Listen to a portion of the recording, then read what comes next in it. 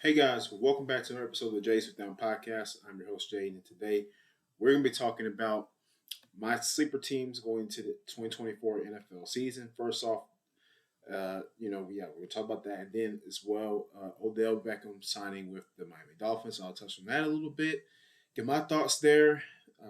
Just touching up on that. But before we get started, make sure you hit that subscribe button in the right corner of your screen.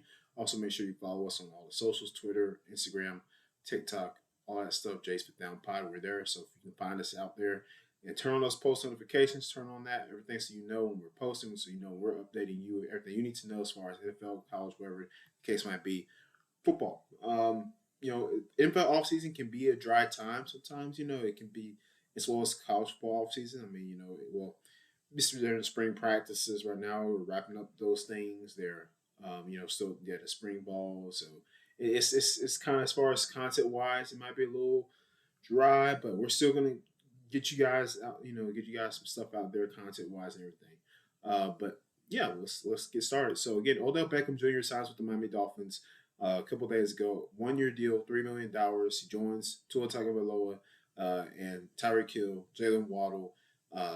That crazy offense, crazy receiving core down there in Miami with Mike McDaniel. So I think this is a great move for both sides. I think, Odell, at this age is still a very solid player. I mean, he caught 34 or 35 of 64 passes, I believe, last year for 565 yards and 3 touchdowns, solid numbers. For to be at his age, and not to be and being in an offense that was not passing dominance. So solid numbers for him. They went to the AFC Championship game, of course, lost to the Chiefs. So, but you're getting a guy who's got the valuable experience. Odell always brings a certain level of excitement, energy to every locker room that he's been in. I mean, people have, you know, as much as people want to make claims that he's a locker room cancer or this or that, he actually does bring in positive vibes and energy into locker rooms. You can clearly see that. You look at the Ravens last year, some of the videos on Instagram or whatnot of them, dancing in the locker room. Odell would probably be the one leading those most of the time, along with Coach Harbaugh. So that'd be pretty funny to see.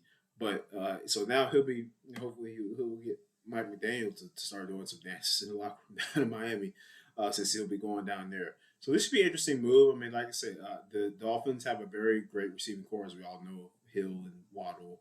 Now you're adding Odell to that mix, along with Braxton Berrios and guys like that. So interesting to see how they use him. I don't expect him to be getting a lot of targets, obviously, because those are mostly going to go to Hill and Waddle, but he'll get his fair share of targets, and it'll be just really intriguing to see how that Dolphins offense will manage that. Hopefully, they'll be able to stay healthy most of the year. And they still got Devon A-Chain, who was really one of the better rookie players last year overall in the league, and I'm sure he's going to continue to get better and step up. So we'll see what happens with the Dolphins.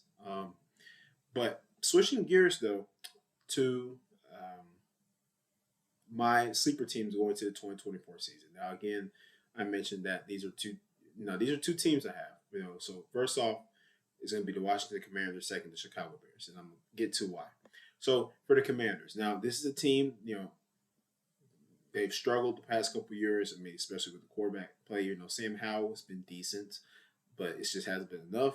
They trade Sam Howell to Seahawks, trade him away, and now they need a quarterback, and they were sitting with the second pick in the draft in the 2024 draft, and it's like, okay, these good quarterbacks on the board. It's like I actually mocked them originally to take Drake May at number 2, but they ended up going with Jaden Daniels. So, they really liked him in those pre-draft workouts and everything like that, those team meetings. So they ended up selecting Jaden Daniels, and I think he's going to be a great player for them.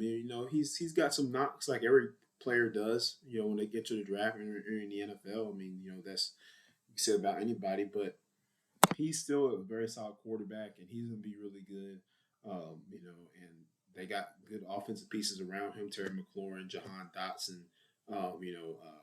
Zach Ertz at this tight end position. He's solid. So it's like the Commanders have a talented offense. The offensive line just needs more work, but they're going to get there. Brian Robinson Jr. is a very solid back. Defensively, really good. Like they have a good defense. Interior defensive line, Deron Payne, Jonathan Allen. Unfortunately, they traded away Montez Sweat and Chase Young, so they lost that production from the edge rusher standpoint. But they're going to look for that from elsewhere. So uh, then linebacking core, Cole Holcomb, those guys, they've solid linebacking core. So man, and then of course, you look back in the secondary. So yeah, I mean, the overall, the Commanders have a solid team. It's just they've really been lacking. Sometimes it's been coaching. Coaching was holding them back as well last year, and it's among other things, talent stuff. But quarterback play sometimes. But now that they've got a guy in Jay Daniels who can move not only with his legs and make plays and move the chains, which is huge to be able to do that in the NFL. If you're able to create plays out of nowhere, get the first down because getting those first down is huge. Being able to pick up the first on third down is a very important thing that people don't realize in football. It's the most important, one of the most important things. Like you have to be able to pick up that first. You have to be able to convert on third down. It's extremely important.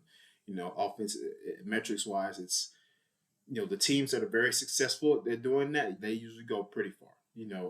Most of them.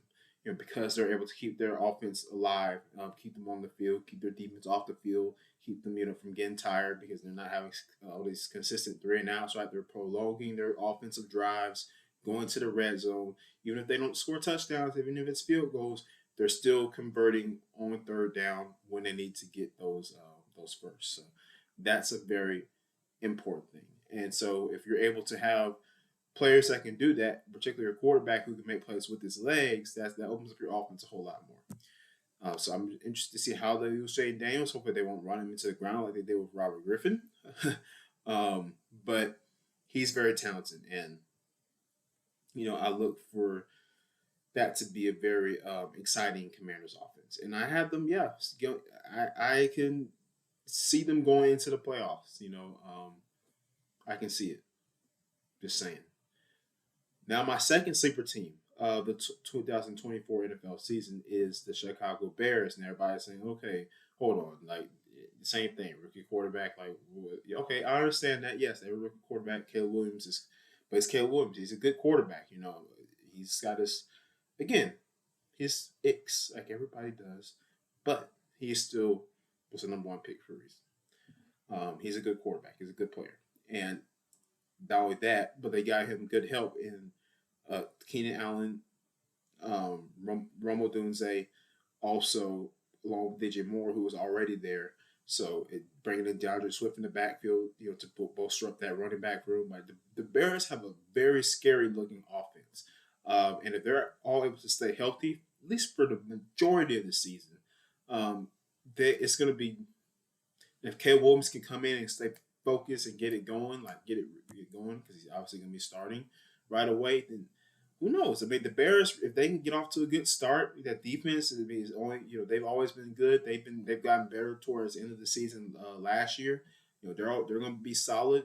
They made improvements within themselves of a unit. So if they continue to make those improvements, then offensively, Bears just needed a spark. They needed they just need those playmakers. They need receivers. They needed somebody that could ignite that offense, get the ball rolling.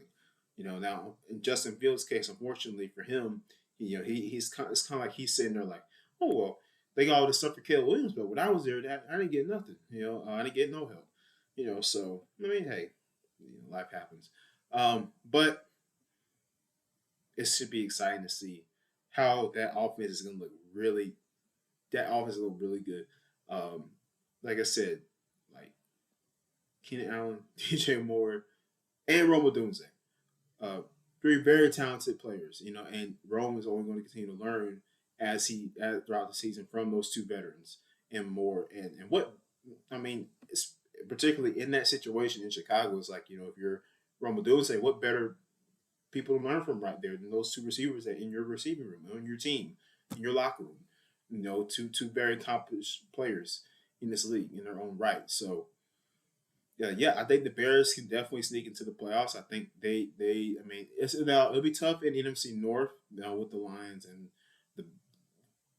I mean, the Vikings drafted JJ McCarthy, so I realistically don't see them making too much of a jump improvement wise. I don't think they're going to be um, much of a threat. It's really going to come down to just the Packers and the Lions. So if the Packers don't take any type of regression, um, of course, the Lions, they're more likely than not going to win the division, barring unforeseen circumstances. Packers, again, barring any unforeseen circumstances, also probably finish second in the division. And Bears sliding at third. There's a chance they could make the playoffs, depending on how, of course, things are shaping up record-wise throughout the division and in NFC in general. So we'll see what happens there. If we get, but I'm just saying those teams are like this is going to be the same Bears team that's going to have like a top 5 pick next year. Like I'm telling you, they're not. They're going to be a successful team. They're going to win a lot of games. I think they have the potential to win a lot of football games this year. Caleb Williams leading the way on the offense. I mean, with those playmakers outside, like I think the Bears are going to do are going to be a good football team this year. So those are my sleeper teams going into the 2024 season.